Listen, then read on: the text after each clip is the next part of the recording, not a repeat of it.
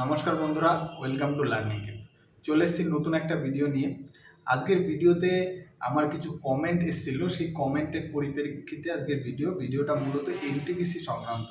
অর্থাৎ এনটিপিসির যেই পোস্টগুলো আছে সেই পোস্টগুলো সংক্রান্ত এবং সাথে এনটিপিসির ফর্ম ফিল আপ সংক্রান্ত। অনেকেই এরকম কোশ্চেন করছো, যাতে যেই কোশ্চেনগুলো বা কমেন্টগুলো দেখেই বোঝা যাচ্ছে তোমরা এনটিপিসি সম্পর্কে সেরকমভাবে জানো না বা পরীক্ষার রুলসগুলো সম্পর্কে জানো না, যার জন্য ওই কমেন্টসগুলো আসছে। আর কমেন্টসগুলো এত পরিমাণে আসছে যাতে আমি প্রতিটা কমেন্টে রিপ্লাই না দিয়ে ডাইরেক্ট তোমাদের আজকে এনটিপিসির একদম ফর্ম ফিল আপ থেকে কীভাবে পুরো CBT1 CBT2 টাইপিং টেস্ট প্রতিটা জিনিস হয় সেটা কিন্তু আজকে সম্পূর্ণ বিস্তারিত আলোচনা করব এই ভিডিওর মাধ্যমে। যদি তোমাদের এনটিপিসি সম্পর্কে এই জিনিসগুলো না জানা থাকে তবে অবশ্যই পুরো ভিডিওটা দেখো, তাহলে তোমাদের কিন্তু সুবিধা হবে এনটিপিসি সম্পর্কে জানতে। আর যদি জানা থাকে তাহলে তোমরা কিন্তু ভিডিওটা স্কিপ করতে পারো, কারণ আমি চাই না কারো সময় নষ্ট হোক। যারা জানো তারা ভিডিওটা স্কিপ করে যাও, আমি সম্পূর্ণ ডিটেলসটা এই ভিডিওর মধ্যেই জানাবো। তো শুরু করছি আজকের ভিডিও। যদি ভালো লাগে অবশ্যই চ্যানেলটিকে সাবস্ক্রাইব করবেন। শুরু করছি ফর্ম ফিল আপ দিয়ে। এনটিপিসির ফর্ম ফিল আপ, যেটা ম্যাক্সিমাম লোকের কোশ্চেন হচ্ছে যে দাদা তাহলে আমি কি গুজরাটের ফর্ম ফিল আপ বা ক্লার্ক যে পোস্টগুলো আছে সেইগুলোর ফর্ম ফিল আপ আলাদাভাবে করবো, বা যেই স্টেশন মাস্টার সেগুলোর কি আলাদাভাবে ফর্ম ফিল আপ করবো? সেরকম কিন্তু কিছু নয়। ফর্ম ফিল আপটা যখন শুরু হবে তখন কিন্তু ফর্ম ফিল আপের সময় কিন্তু তোমার যেটা হচ্ছে লেভেল 6 থেকে লেভেল 2 পর্যন্ত কিন্তু সব পরীক্ষারই কিন্তু ওই একটা ফর্মে তোমাকে মেনশন করতে হবে। অর্থাৎ ভালো করে বুঝিয়ে দিচ্ছি, ফর্ম ফিল আপ যখন হবে তখন তোমার ফর্ম ফিল আপ সময় যেমন নাম, বাবার নাম বা ইত্যাদি ইত্যাদি যেগুলো ফিল আপ করতে হয় করবে, সাথে তোমার কোয়ালিফিকেশানটা ফিল আপ করতে হবে। অর্থাৎ তুমি যদি গ্র্যাজুয়েশন হও তাহলে গ্র্যাজুয়েশন ফিল আপ করবে, আর তুমি যদি উচ্চ মাধ্যমিক হও তাহলে উচ্চ মাধ্যমিক ওই জায়গায় দেবে কোয়ালিফিকেশান, যদি গ্র্যাজুয়েশন করে না থাকো। আর বলে রাখি যে যদি গ্র্যাজুয়েশন করে থাকো তাহলে কিন্তু নাম্বারের তোমার কোনো রেস্ট্রিকশন নেই। আর যদি তোমরা উচ্চ মাধ্যমিক থাকে, গ্র্যাজুয়েশন না থাকে, তাহলে উচ্চ মাধ্যমিকের যে সিটগুলো অর্থাৎ 10+2 এর যে সিটগুলো আছে সেটাই কিন্তু ইউআর ক্যান্ডিডেটের জন্য মিনিমাম 50% মার্কস কিন্তু তোমাদের থাকতে হবে, না হলে কিন্তু ফর্ম ফিল আপ করতে পারবে না, বা ফর্ম ফিল আপ করলেও কিন্তু তোমাদের পরবর্তীকালে সেটা বাদ দিয়ে দেওয়া হবে। তো যারা একদম ক্লিয়ারভাবে শুনে রাখো, যারা উচ্চ মাধ্যমিকে ফর্ম ফিল আপ করছো বা যাদের উচ্চ মাধ্যমিকে 50% নেই, তারা কিন্তু উচ্চ মাধ্যমিকের ওই পোস্টগুলো থেকে কিন্তু বাদ হয়ে যাবে। তো এটা ইউআর ক্যান্ডিডেটদের জন্য, SC ST-দের জন্য কিন্তু সেরকম রেস্ট্রিকশন নেই। এবার তুমি যখন সাপোজ তুমি যদি উচ্চ মাধ্যমিক হও, প্রথম উচ্চ মাধ্যমিক বলি, তুমি যখন ফর্ম ফিল আপটা করবে উচ্চ মাধ্যমিকের যেই কোয়ালিফিকেশানের জায়গা আছে উচ্চ মাধ্যমিক দিলে, এবার তার লাস্ট পেজে যখন ফর্ম ফিল আপ করবে, লাস্টের আগের পেজটা, সেই পেজে যখন যাবে তখন কিন্তু উচ্চ মাধ্যমিকের যে কটা পোস্ট আছে অর্থাৎ লেভেল 3 অর্থাৎ কমার্শিয়াল কাম টিকিট ক্লার্ক এবং অ্যাকাউন্ট লেভেল 2-তে যেই অ্যাকাউন্ট ক্লার্ক, সাথে হচ্ছে জুনিয়র ক্লার্ক কাম টাইপিস্ট, আর ট্রেন বলে একটা কি পোস্ট আছে। তো এই 4টে পোস্টই বা এই দুটো লেভেল 3 এবং লেভেল 2 এর যতগুলো পোস্ট আছে সেইগুলোই কিন্তু তোমার শো করবে। এবার তুমি ওর মধ্যে যেই যেইটা করতে চাও, অর্থাৎ যেই চাকরিটা তোমার মনে হবে যে আমি এই চাকরিটা হলে আমার ভালো হয়, সেই চাকরিটার প্রেফারেন্সটা তুমি প্রথমে রাখবে। আর পরের চাকরিগুলো মানে পরের লেভেল মানে একটা একটা করে লেভেলগুলো কিন্তু আস্তে আস্তে নিচে নামা, মানে অর্থাৎ সিলেক্ট তুমি সবগুলোই করবে। তুমি যদি চাও শুধু যে আমি ক্লার্কের পোস্টে চাকরি করবো, ক্লার্ক সিলেক্ট করবো, সেটাও হবে, কিন্তু এটা করো না। এটা করলে তোমাদের ভুল হবে, কারণ পরবর্তীকালে কাট অফ কেমন যায়, অর্থাৎ তুমি এমন একটা পোস্ট চুজ করলে যেটাতে কাট অফ অত হাই গেল, আর অন্য একটাতে কিন্তু কাট অফ কম গেল, অর্থাৎ তুমি বেশি নাম্বার পেলেও কিন্তু তখন চাকরিটা পাবে না যদি এখন চুজ না করো। তো সবগুলোই চুজ করবে যেটা তোমার চাকরি করার ইচ্ছে, আর যেগুলোতে চাকরি করার ইচ্ছে সেগুলো তো প্রথমে রাখবে আর পরেরগুলো পেছনে রাখবে। ঠিক যেমন আমরা কলেজের ডিপ্লোমা অনেকে করেছো, ডিপ্লোমা ফর্ম ফিল আপ করার সময় আমরা যেই কলেজের চুজগুলো করি, প্রথমে এই কলেজ তারপরে এই কলেজ, সেম প্রসেসে তোমরা ওইটাও কিন্তু প্রথমে এই পোস্ট তারপরে এই পোস্ট এইভাবে রাখবে। তো এই হয়ে গেল উচ্চ মাধ্যমিক। এবার গ্র্যাজুয়েশন, যাদের গ্র্যাজুয়েশন আছে তারা তো ঠিক সেমভাবে ওই কোয়ালিফিকেশনের জায়গায় ফর্ম ফিল আপের সময় কোয়ালিফিকেশনের জায়গায় কোয়ালিফিকেশান দেবে উচ্চ মাধ্যমিক। অবশ্যই যাদের গ্র্যাজুয়েশন আছে তাদের উচ্চ মাধ্যমিক থাকবেই, সাথে গ্র্যাজুয়েশন দেবে।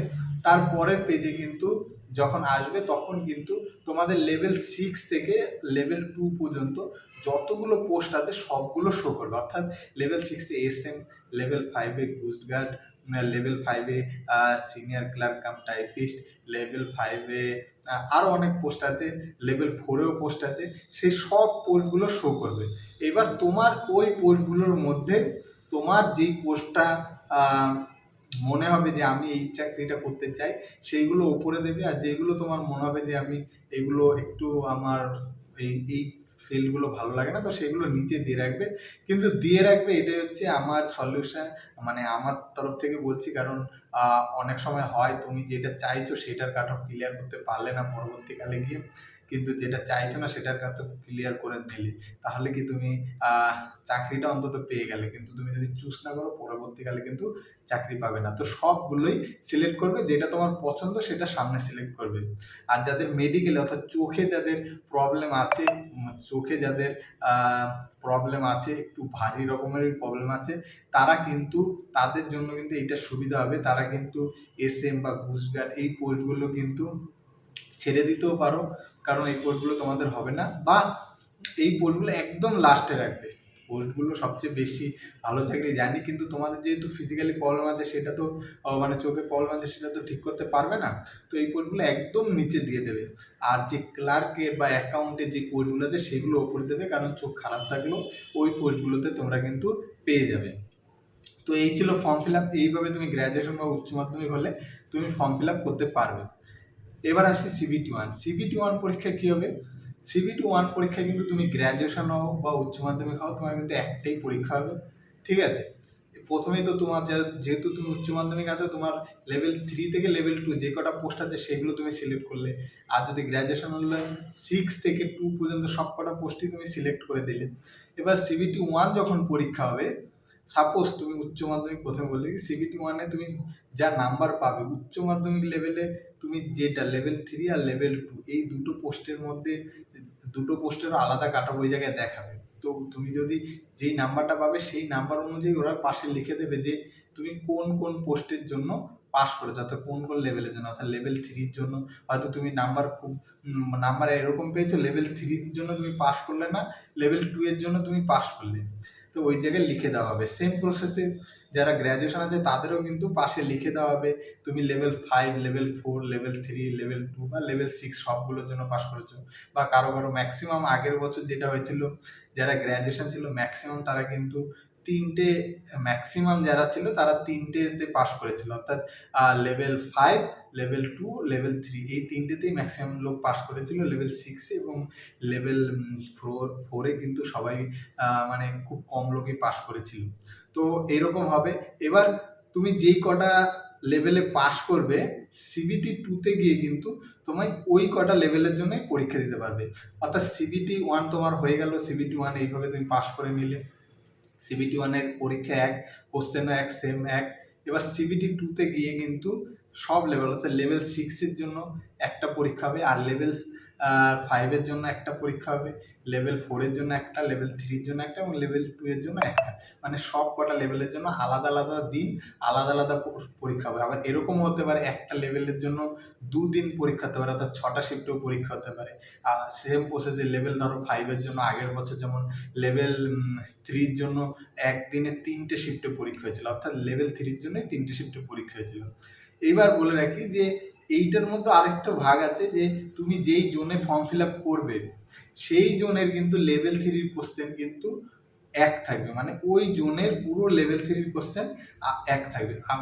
অর্থাৎ যদি তুমি ধরো কলকাতার জন্য ফিল আপ করো, আবার যদি কেউ যদি রাঁচিতে চলে যাও, তাহলে কিন্তু রাঁচির কোশ্চেন কিন্তু লেভেল 3-তে রাঁচির কোশ্চেন কিন্তু আলাদা থাকবে, কিন্তু কলকাতার কোশ্চেন কিন্তু আলাদা থাকবে। অর্থাৎ কাট অফ কিন্তু তুমি CBT-2-তে NTPC আগের বছরের কাট অফ প্রেডিকশন করে পড়াশোনা করলে হবে না।